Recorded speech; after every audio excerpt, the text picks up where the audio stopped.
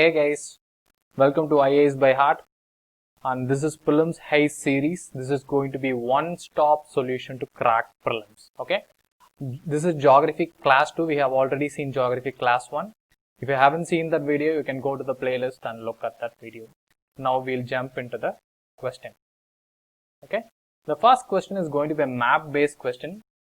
Okay, here we have two statements. The one statement says Aral Sea lies between Kazakhstan and Tajikistan. Okay. Mount Elbrus is the highest mountain peak in Russia. Okay, both questions seem to be more factual here. I definitely know Aral Sea is in Central Asia. Okay, since there are many Central Asian countries, this confuses me. So this statement can be or cannot be right. Okay.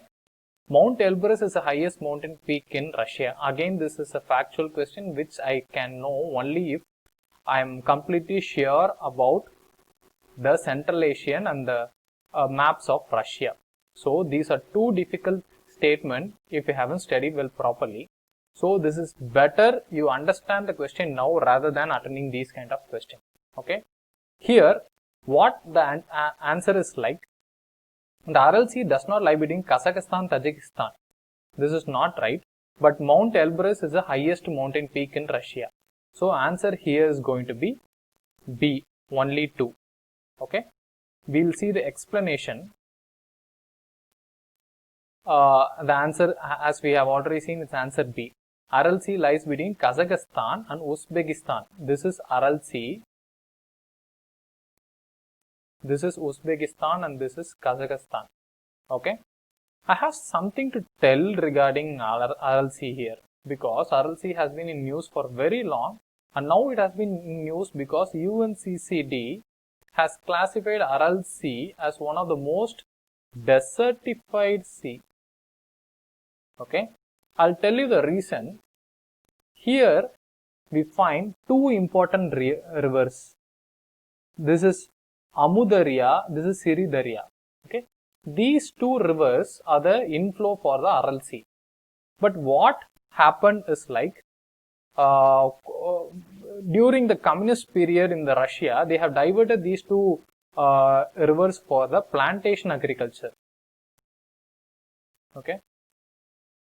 Plantation agriculture. So this has led the Aral Sea without inflow of water and this has led to the desertification of the Aral Sea, and this is an important point which you will have to know. Okay. Moving to the next question. Consider the following statement. The westerlies, okay, westerlies, they are talking about planetary winds. This is a conceptual question. Westerlies bring heavy rainfall to the Pacific coast of North America throughout the year. This is a very basic conceptual question directly from your planetary winds. Okay, so you must be able to answer this. The statement is right. Okay, planetary winds blow from west to east along the coast.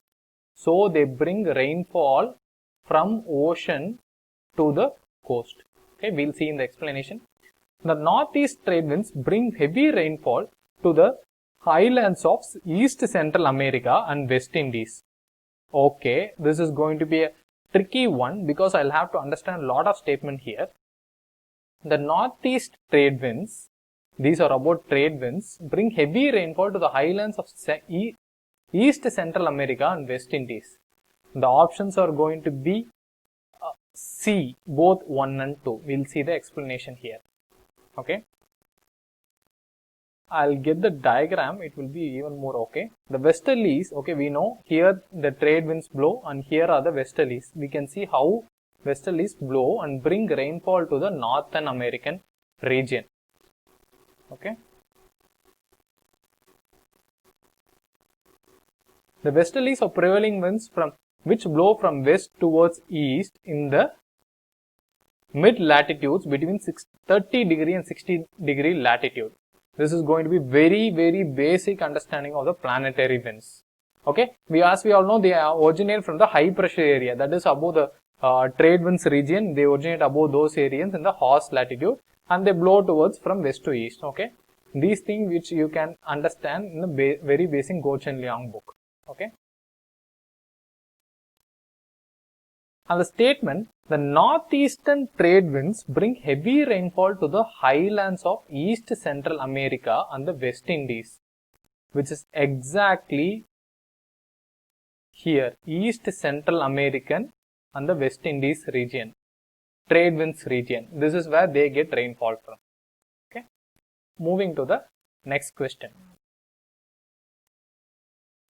Okay, this question is regarding soil. Okay, and specifically black soil.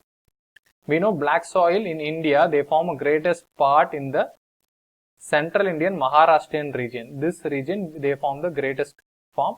We'll read about this more. Black soils are most typical of the Deccan Trap. Yes, I know this very well. Region spread over the northwest Deccan Plateau. Yes, this is going to be the northwest. The black soils are made up of extremely fine clayey material. And yes, they have been known for their most clayey nature. Black soil are known for this nature. Okay.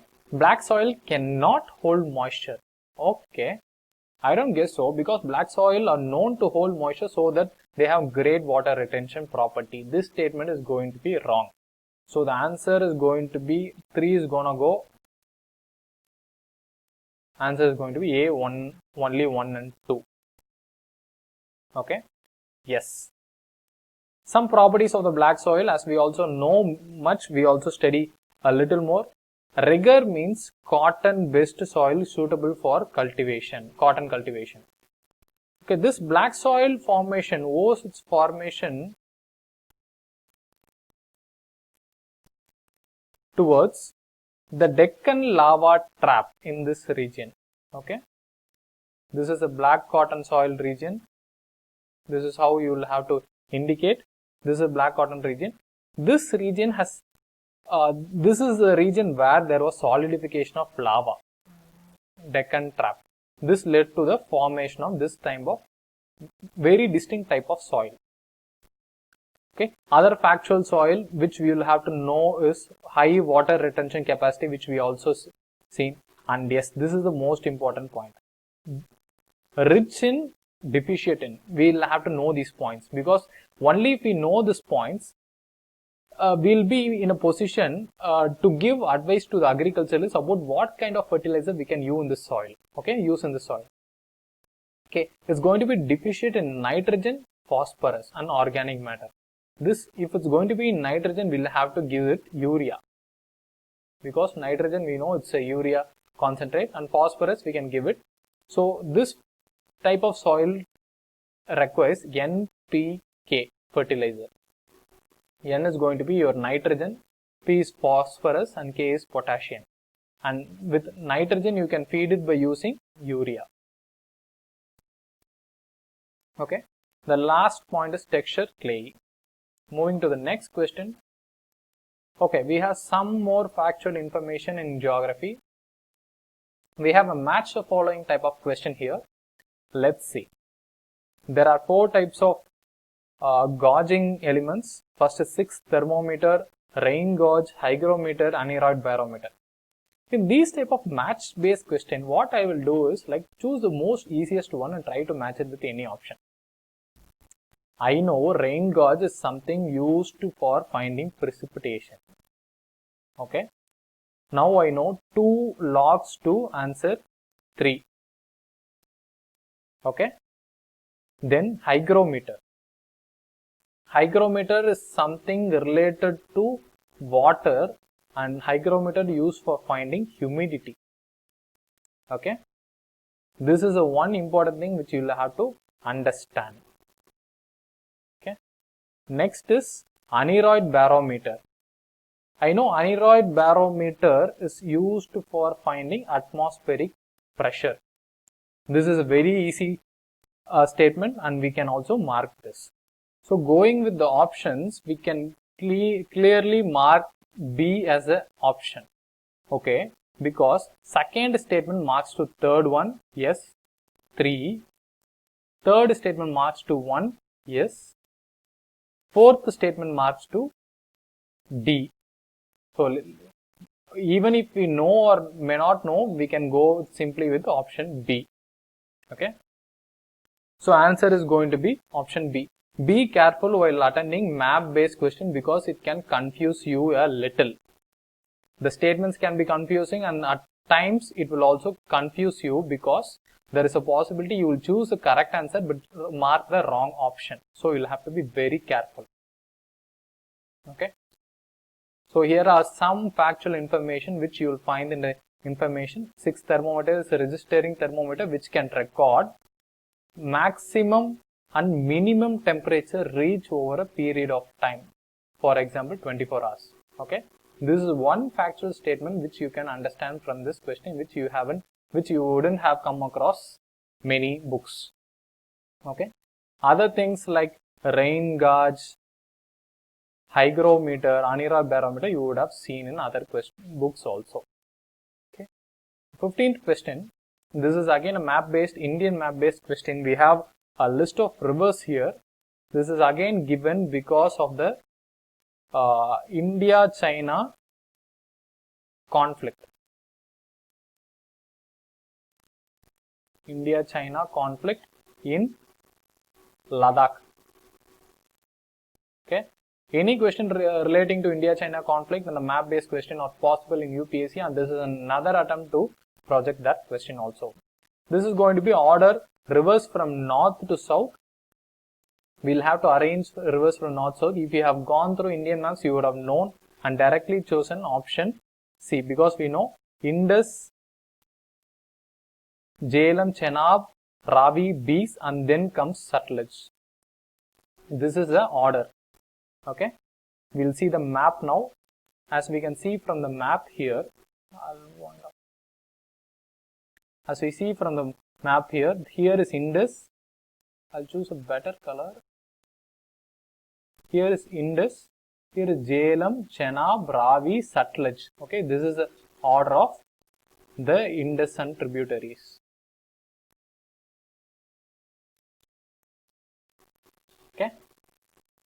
Now let's move to the next question. Okay. The next question is something regarding a conceptual question. There is going to be inversion of temperature. Okay, inversion of temperature. Inversion of temperature is observed in relation to which of the following phenomena? Okay, this is a very, very important conceptual question. Okay, we'll study each statement very keenly. Radiation inversion. Okay, before that, what is inversion of temperature? Inversion of temperature, normally how the temperature will be is the lower surface will be hot, the upper surface will be cold. This is in troposphere. Okay, but what happens in inversion of temperature is the lower surface becomes cold and the upper surface becomes hot. This is called inversion. It is getting inverted. So that's going to be the concept here. Okay, we'll look into the statement. Radiation inversion during long cold winter nights. Yes, this statement is true because when the ground surface radiates heat, it loses its hot temperature and becomes cold.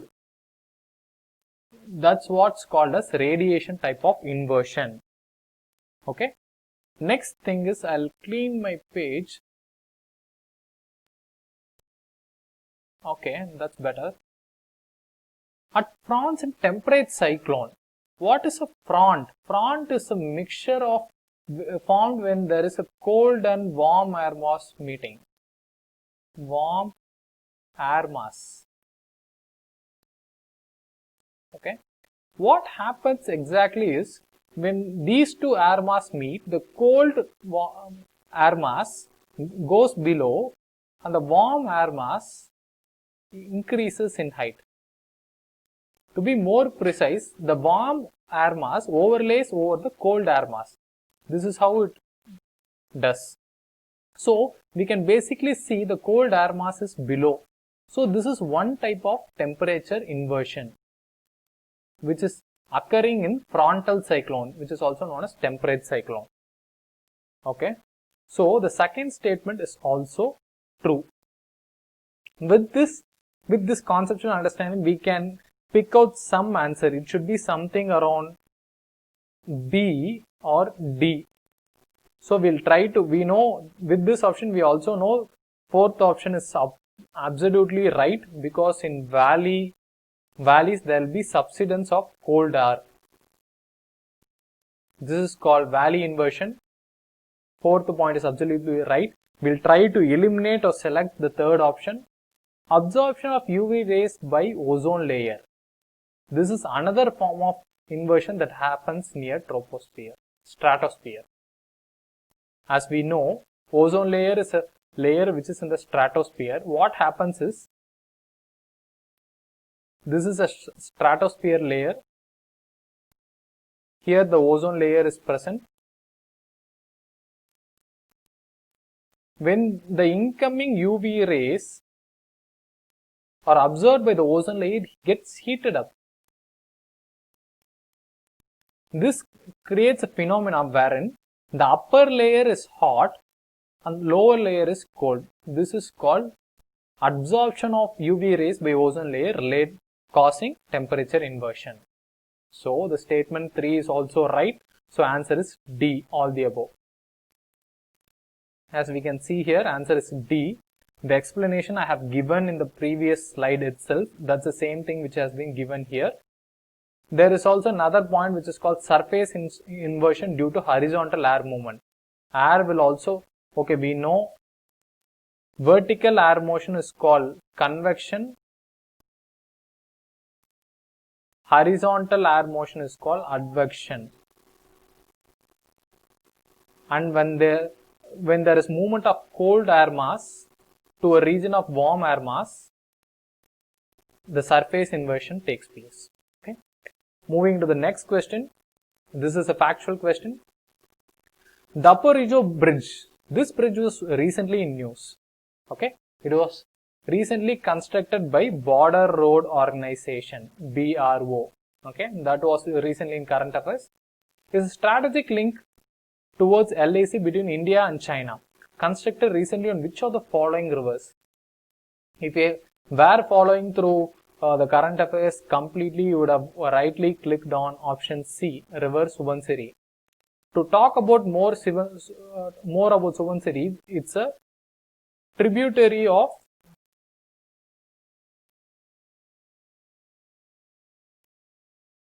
river Brahmaputra. It's also in Arunachal Pradesh. Okay, we'll see the explanation here with the map. As we see, it is being constructed. It was constructed by BRO, Border Road Organization. The Upper Ridge Bridge on the Subansiri River. Okay, here we can see it is in Arunachal Pradesh as a tributary to Brahmaputra River. Moving to the next question, that's going to be the 18th question. Again, a current affairs based question. Gulban River Valley. Very popular river valley in the whole world currently, because as we also know, Donald Trump has he has come forward to negotiate. So this river valley has become a international talk because of the conflict between India and China. Gulban River Valley is seen in news. Which one of the following are true regarding the same? Okay, there can be a possible question in the UPSC prelims regarding the Gulban River Valley. So we have picked out question with respect to Gulban River. Gulban River originates in the area of Samjangling. Okay, I may not be sure because I don't know where this area is. Gulban River is an upstream tributary of River Indus.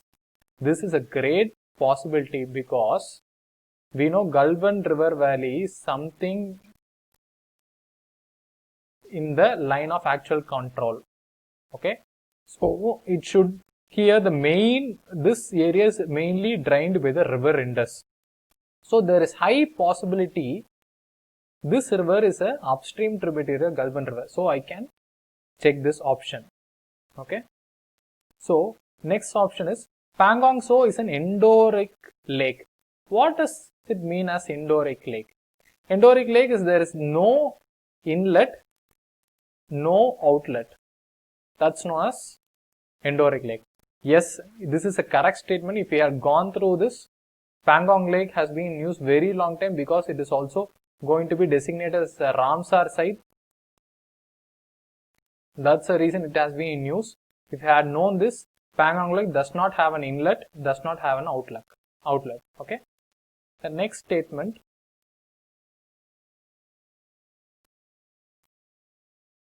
At present, line of actual control is a line separating Indian area of Ladakh from Askaichen. This is very valid point because just now we had seen in the map like Askaichen, we don't have a practical boundary, we don't have a designated boundary, but only LAC, and this is also the very reason why there has been problem in the Galvan River Valley. Okay, we know the answer is all the statements were right, and the answer is going to be all the above. Here are some. Answer was option D. China control Aksai because there is only LAC. China has occupied this Aksai after the war of 1962. Okay, during the tenure of Pandit Jawaharlal Nehru, and there has been no designation, no accepted territory which has been accepted by both the sides. Okay, you can read more about this in current affairs. I don't want to go deep into that because it's a well-known fact. And we have one more important current affairs question coming now. Everybody talks about Corona, but nobody talks about Wuhan. Wuhan is an important industrial city, okay, in China. We'll study about this now. Okay, what the question says, in 2017, Wuhan was designated as creative city by UNESCO in the field of design. Okay, I may not be sure. The golden waterway of Yangtze River. I know the Wuhan city is drained by Yangtze River. Yangtze is a very popular river and one of the lifeline of China because only around this Yangtze River the whole economy of China survives. Okay, the Han River traverses the urban area and divides Wuhan into 3 districts. Okay, this statement is a right statement. Okay, very important and right statement. The answer is going to be C, both 1 and 2. We will see deeply into that. As we see, answer is both. Here is the city of Wuhan, and this is via the region where the river Yangtze flows. Okay, and one more important thing, in the banks of Yangtze River lies Shanghai, another important Chinese city. Okay, Yangtze River is the 3rd longest river in the world. It is found in the continent of Asia, flows completely within borders of China. Please read everything regarding Yangtze River. It can be a question. Okay. Wuhan is the capital city of Hubei province. This is also important because we know what is Wuhan, but we don't know where it actually is. So with this question, we have studied few important points about Yangtze River, Hubei province. Okay. Moving to the next question.